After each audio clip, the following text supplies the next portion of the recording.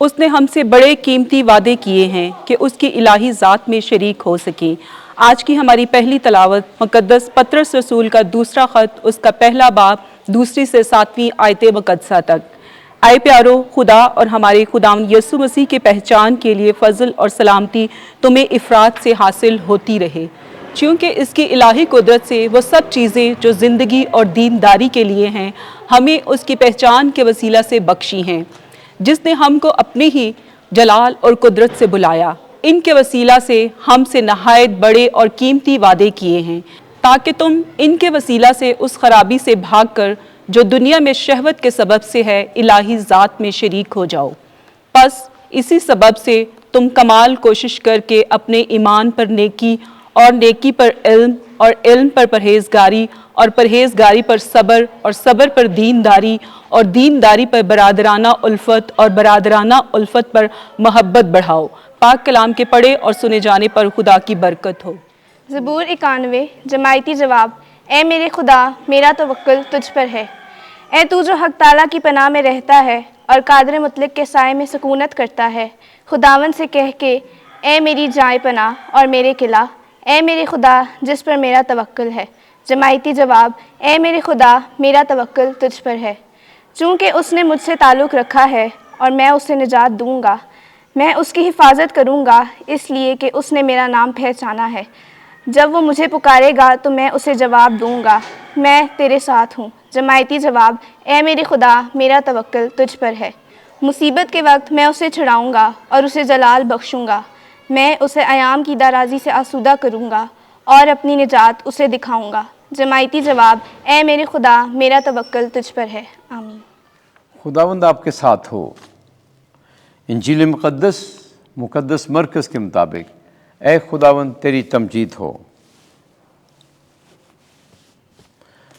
12واں باب، پہلی آیت سے 12ویں آیت تک۔ انہوں نے بیٹے کو پکڑا اور قتل کر کے تاکستان کے باہر پھینک دیا۔ اس وقت یسوع فریسیوں سے تمثیلوں میں بات کرنے لگا کہ ایک شخص نے تاکستان لگایا اور اس کے چاروں طرف احاطہ گھیرا اور کھود کر کولو گاڑا اور برج بنایا اور اسے اجارہ داروں کو اجارے پر دے کر غیر ملک میں چلا گیا۔ پھر وقت پر اس نے ایک نوکر کو اجارہ داروں کے پاس بھیجا تاکہ وہ اجارہ داروں سے تاکستان کے پھلوں میں سے لے لے۔ انہوں نے اسے پکڑ کر پیٹا اور خالی ہاتھ لوٹا دیا۔ اس نے دوبارہ ایک اور نوکر کو ان کے پاس بھیجا۔ انہوں نے اس کا سر پھوڑا اور اس کو بے عزت کیا۔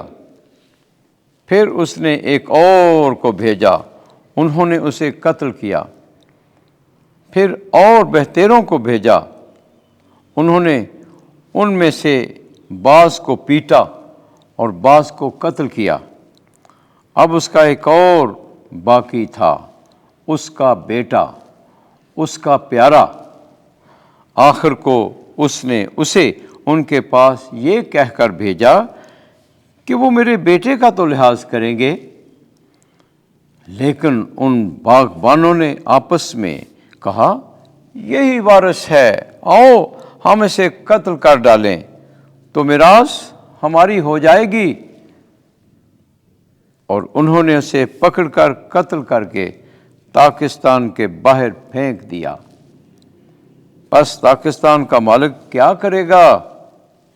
وہ آئے گا اور ان باغبانوں کو ہلاک کر کے تاکستان اور کو دے دے گا۔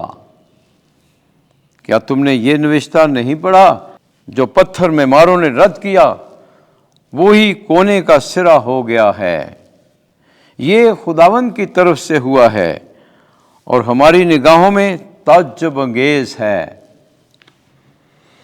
اب وہ اسے پکڑنے کی کوشش کرنے لگے مگر عوام سے ڈرتے تھے، کیونکہ وہ سمجھ گئے تھے کہ اس نے یہ تمثیل ہمارے ہی حق میں کہی ہے۔ پس وہ اسے چھوڑ کر چلے گئے۔ انجیل مقدس کے وسیلے سے ہمارے گناہ معاف کیے جائیں۔ اے مسیح تیری ستائش ہو۔